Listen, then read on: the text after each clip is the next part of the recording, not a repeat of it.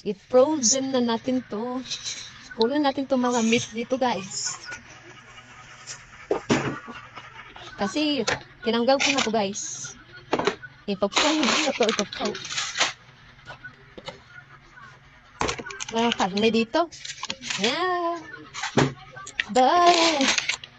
Pagutin mo ako sa gilid.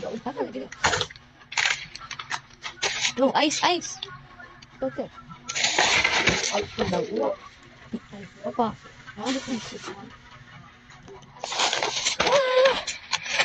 Okay, guys. Kunin natin sa ilalim pa mga kanya yun. Gas.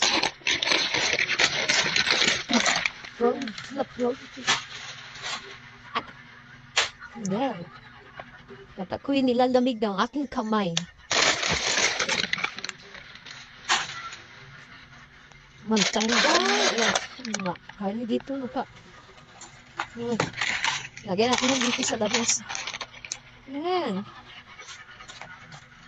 Dito pa. Tanggal natin ito mga kaya. Dami.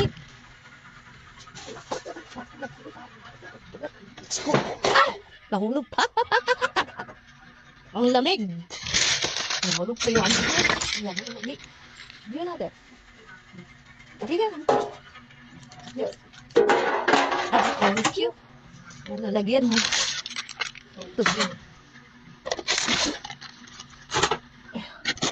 Thank you, this is not. May ice pa dito. This is not getting into the... Because this is inside, oh. Lagi mo na, meron pa. Dami. Mano na to? Bakit? Malamig. Namumula na yung kamay ko, guys. Si Yelo. Yan. Si ano na. Si malaking tao. Ano ko. Yeah, go.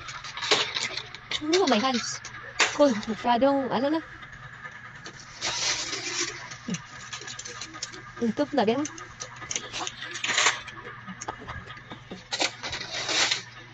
Dami pala. Ganun, dami. Mga frozen. Meron pa sa kabila. Yeah, it's too much fog. Nagpa-fog na yung ano. So, like, down. And this. No more? Because fog will be. This one here. Like it done. Yeah. Yeah, I can reach now. It's okay. What is this one? Yeah. Hindi kayo dyan. Labi ko pa. Patigas ng buhay. Ayan, guys. Hindi natin ito mga dami. I'm sure, kamay. Ito, lipas ko sa ibang ref. Doon ko sa I will change to the other. I transfer to the other refrigerator. Yun.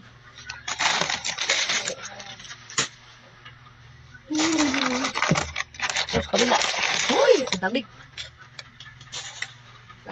Frozen time. Defrost. Ito frozen. Mamaya, de-defrost ko pa. Mamaya. Yan, ayala, makabukata yan. Yan, para ma-melt yung ano dito. Grabe yung kapal na. Kapal na. Di makuha to. Nakabara. Yan lahat pagkain ng aking husband, guys. Tignan nyo. Ito yung lahat pagkain niya. Mga American foods talaga. Diba? Siniperate ko yung mga ribs, guys. Ang daming pagkain ng mga foreigner.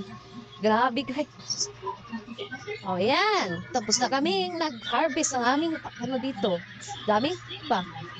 Mga frozen yan. Tagal para man ito matunaw. This is too much like, no. Melt this one. Maybe one day. Take out this one, like melt it. You cannot melt this one day only. Maybe more than 2 days. More. Right? Okay. Yan. In-approach na namin to, disperse namin itong mga karne. Kasi isi-separate ko to. Yan ang asawa ko. Hindi nabubuhay nang walang puro karne. Sa buhay niya. Yan. Ito beef to. Beef. Yan, beef yan. Lutuin namin ito mamaya. Sarap kaya dito. Lutuin natin yan mamaya. Pinapulse ko muna. Lagay namin sa ano. Sarap yan. Beef. Beef meat. Ito beef din to. Yan. Ayun guys. Luto ng aking kabi. Cookies. Tapos laki ng cookies niya. Laki guys ang cookies. Yeah. Huh? It's like now? Yan, ganyan ang technique guys, oh. Nilagyan naman gitna ng mainit na kumukulong tubig. Ayan, na-melt na pala siya. Yan, melt na. Ala ko, abutin ako ng siyam-siyam. So, yan, technique yan guys, yung kumukulong tubig. Boiling water. Meal tayo guys, kumain tayo ng cookies. American cookies. Sarap. Yum. Biscuits. Mainit. It's hot. Biscuits. Yeah. Laki guys. Oh, American biscuits. American biscuits. Ang laki. Sa jumbo. Puro jumbo. Niluto nito. Well. Mainit. Kain ko tayo. Oh, niluto husband ko ng gulay niya. Sa akin naman ito guys. American versus Filipino gulay. Iba sa ayaw anahan. Ayaw anahan. Oh. Papuntis na eh. Sino masarap? Yan, sa kanya. Dito sa akin. Badyaw pa rin ko siya. Di ako magpapatalo guys. Yan, sa atin guys. Sinabawang isda. Kasi may nahuli yung kapitbahay namin. Fresh na fresh to guys. Bagong huling isda guys oh. Wow! Diba? Yan, lagyan ko ng ano to? Alugbati. At okra, yan. Okra at saka kalabasa. Tsaka, meron pa ako dito guys. Malunggay. Fresh from the kapitbahay. Kinarvest ng hingi. O, yan. Mabubuhay ka sa probinsya guys. Yan. Sarap to. Salamat sa nagbigay sa akin ng malunggay. Yan, paborito ko yan guys. Yan. Pakuluan yun guys.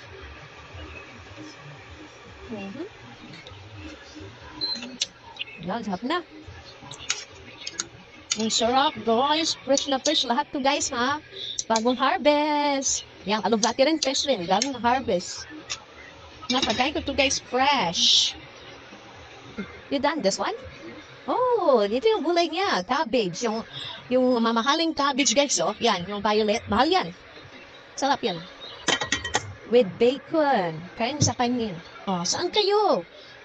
Dito sa Filipino or American food? Gulay. Yan, tapos na. Yan na guys. Luto na. Kain tayo. Guys, ito morning na morning guys. Wala lang. Dami ko na talagang na ano guys. Puro lang ako handicraft nitong umagang to. Yan o. Kasi, ito ang ginagawa ko pag wala na akong trabaho sa bahay. Upo-upo na lang guys, tapos na nag-breakfast. Tapos na ba lahat nag-breakfast? At ako'y tapos na din. Gagawa pa ako ng mga aking handicraft ngayon. Ang dami ko na nagawa guys. Yan, iba-iba. Iba-ibang kulay. Yan. Nakalito mga kulay. Dami ko na nagawa talaga sa totoo. Parang nataready na to pang regalo guys oh. Ready ko na to pang regalo talaga. Promise. Ang swerteng mariregaluan ko nito. Ayan o. Ayan.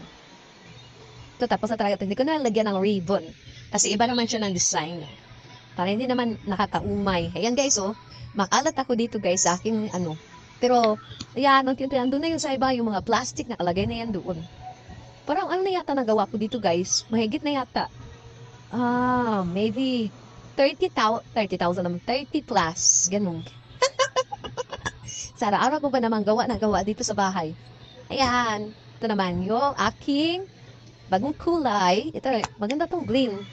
Ito, at saka ito. Maganda silang kulay, guys. Ito yung dati kong ginawa na kulay. Pero, yan o. Patapos na siya.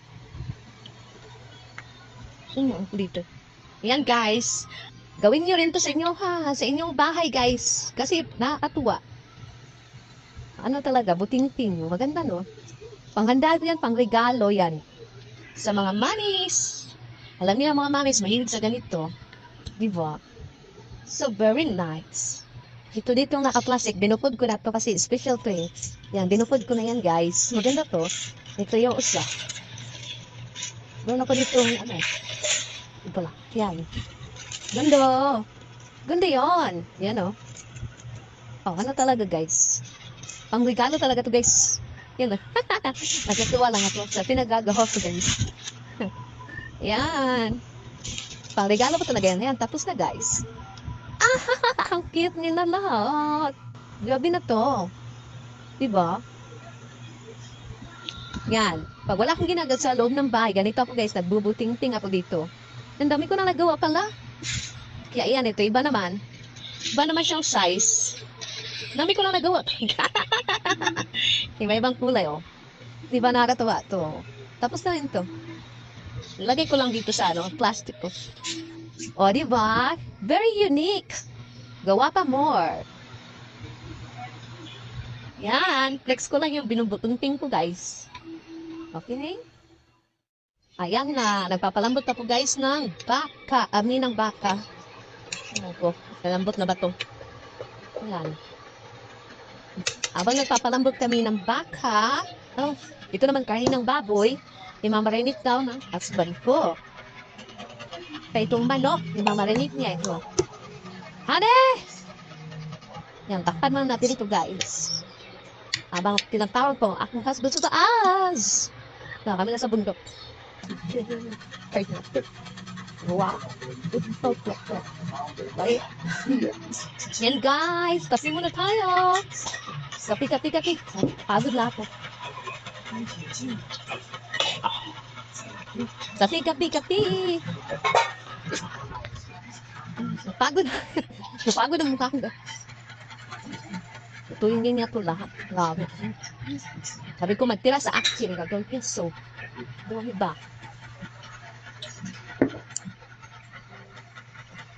Isa na. Yan. Shake. Ba sila mag-marinate? Marinate na lang. One, ha? In the America like that, marinate? And here we use soy sauce, onion, garlic.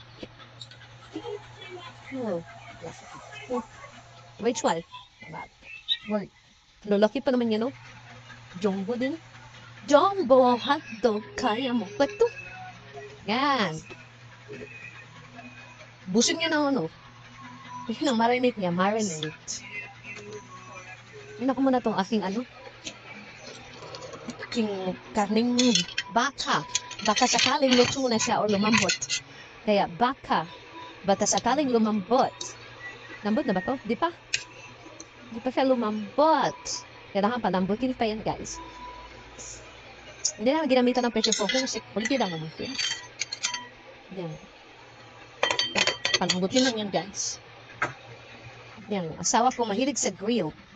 Mahilig lagyan sila sa grill. Ayaw pakita sa kanya yung ito manok, kaya rin sa niya to. Marinate rin niya to. Pause na pause. Where's your towel? Naku! Iniwan pa yung towel kasi mainit talaga sa baba guys. Hindi naka-aircon. Naku! Nakababang pakuluan to. See? Yeah, boil too much. Like this only, open like that. Kailangan niyang pakulo. Maubos ang tubig. Yan. Pag baka talaga, bigat na rin. Baka talaga, pakuluin eh. Tagal ito makulo. O lumambot.